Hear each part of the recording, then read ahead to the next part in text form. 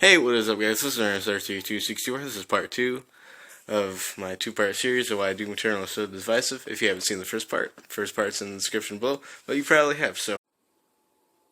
Alright, so, one of the things that you can get in one of the things in Doom Eternal is Doomslayer's man cave, I guess you could call it, where he has all of his collectibles, his guns, and a whole bunch of other things. Now, in here, it's pretty cool. It shows off all the guns you can acquire, guns you acquire through the game. Has this awesome poster of Doom Guy and his pet Rabbit Daisy. Then you have this awesome PC setup with this cool giant mech on it. Then you got Daisy's cage right there. And she is in the game. I've seen her in a couple levels. Then you got this PC that you can play the old Doom games on. When you find all the So to play Doom, you have to find all the little cheat codes, and for Doom 2 you have to put in the password. And the password's like, I forgot the name of it, but it's on the bookshelf. It's that one, right there. You have basically type that whole name in, and yeah.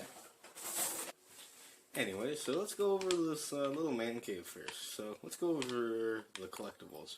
So right here you got some figures of all the enemies.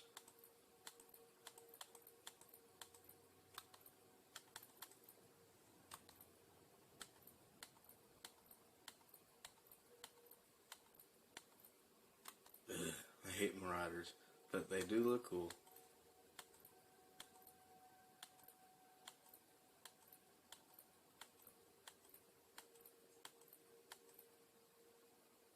Icon of Sin.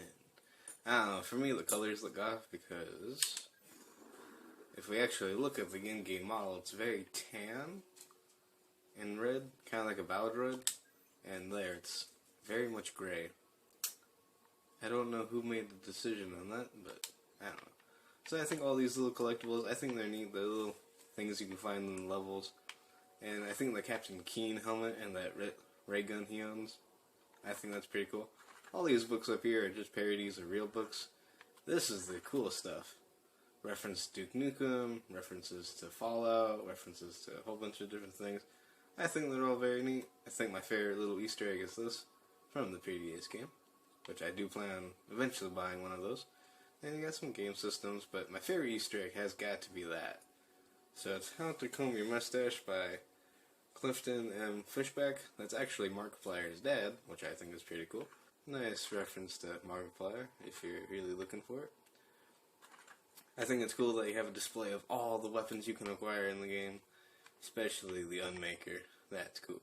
Seeing that on display right next to the BFG kind of shows you how big these weapons are. All stuff.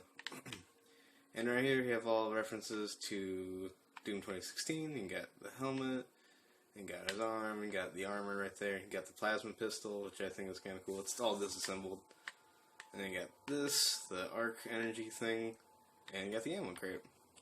So, collectible-wise, I think they're neat. Definitely cool little Easter eggs if you're into that kind of stuff. Some people aren't, but I think it's kind of cool. I think the guitars are kind of I'm just not a huge fan of death metal, I guess, besides doom metal. But, yeah, I think they're kind of cool. I like the design of that. It's very kind of looking like an axe, and I think that's cool. Very much like the Marauder, but unlike the Marauder, I don't feel like I need to pummel him with lead. I really don't like Marauders. Anyways, so collectibles are kind of neat. Nothing super extreme. I think it is kind of cool that you can play Doom and Doom 2. Personally, I don't love Doom or Doom 2. I think they're really good games. They're very revolutionary to first-person shooters, but personally, I don't love them. I do respect them, though. They're really cool. So that's my opinion on the collectibles. I think they're all really neat. Some of them are kind of a pain to find in the levels, but using that map and a little bit of YouTube, I was able to get them all. Speaking of collectibles, the Unmaker, you have to get the keys to unlock the Unmaker, and I think after doing all the Slayer gates and getting the Unmaker is very much worth it. but I don't think it's better than the BFG 9000, because the Gunmaker is kind of like a machine gun that fires a whole bunch of little lasers killing things, but the BFG fires one bolt and can kill a lot more with about the same amount of ammo. But BFG, I mean, it's the BFG 9000. I mean, that thing is awesome, and that's a custom. That's a skin that you can get in the game. So, yeah, same there.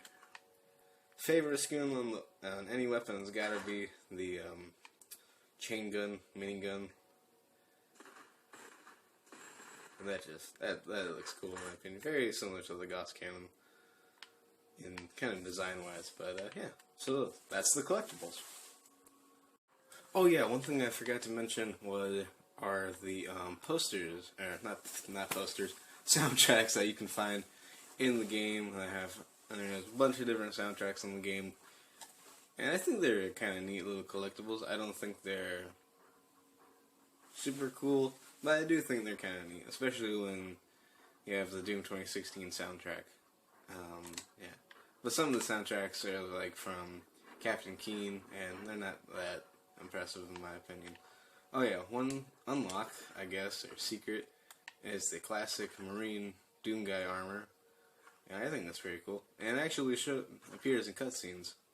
And there are a couple different versions of that you can unlock through Bethesda's website and buying Doom 1, 2, and 3, but nah. I think the skins are kind of cool, but kind of lame. Let me show you. Alright, so skins for the Doom Slayer. I'm not going to go over skins for any of the other monsters because they're not really that impressive in my opinion. So these are all the ones I have unlocked. I know there's a bunch more, but I don't really want the other ones. I don't think they're that cool in my personal opinion.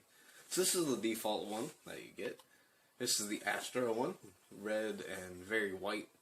I think it looks okay. This is the Crimson. I kind of like the red and black. I think the black should be kind of a darker, like midnight black. And the red should be like a... Yeah, I like the red. This is the Midnight, very blue, kind of ninja-esque with the whole blue and dark purple, bluish, black color. I like it. Classic Marine. I think this looks really, really cool. It's just got a whole kind of classic, badass look to it that I enjoy. I definitely like the helmet. And seeing them with just the touches of modern look really cool. The classic Praetor suit from Doom 2016. I think this is really good. I think the green is off, personally, especially in the chest area.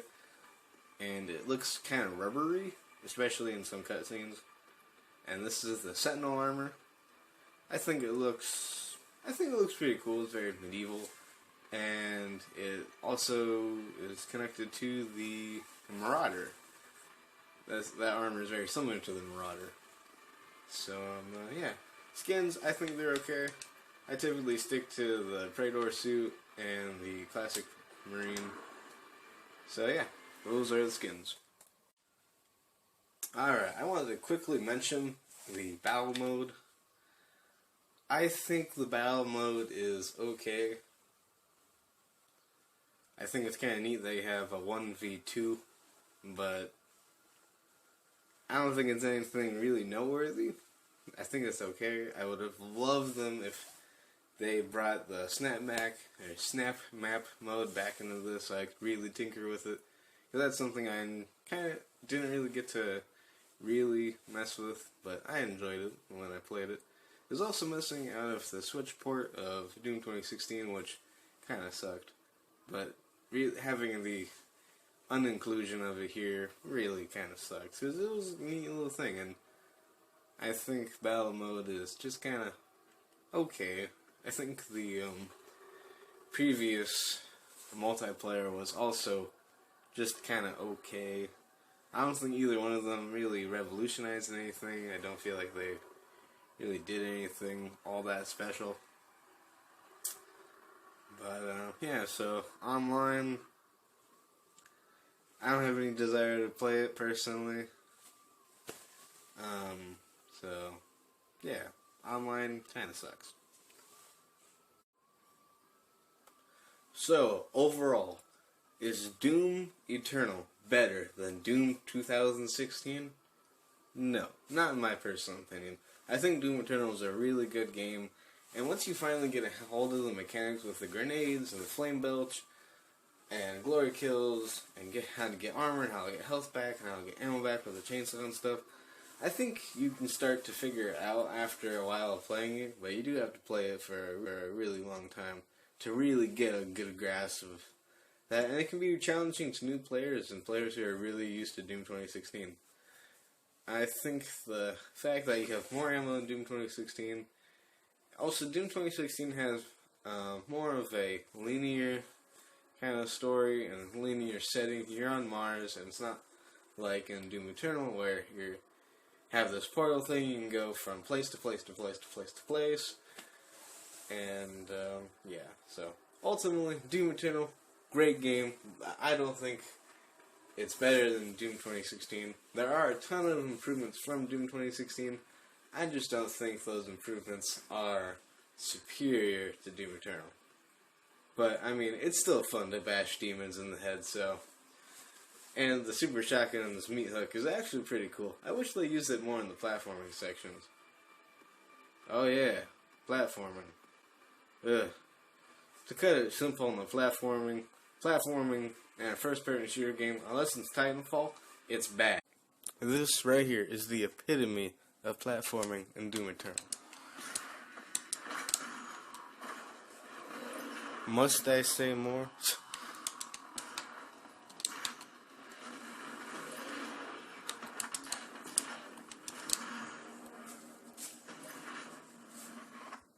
I mean, think about how much better the platforming would be if you were able to use the meat hook on the super shotgun. I mean, no. I mean, I think the idea of having platforming is kind of neat, but it sucks. So, overall, Doom Eternal, great game. Doom 2016, I think, is just a little bit better. So, this is RNSR264. So, amigos, if you guys didn't like it, or if you guys really like this format of video making, say something in the comments below, or drop a like on this video, or something like that. And I will do stuff more like this. This is something I haven't really touched before, and yeah. This is RNSR264. So, amigos, peace.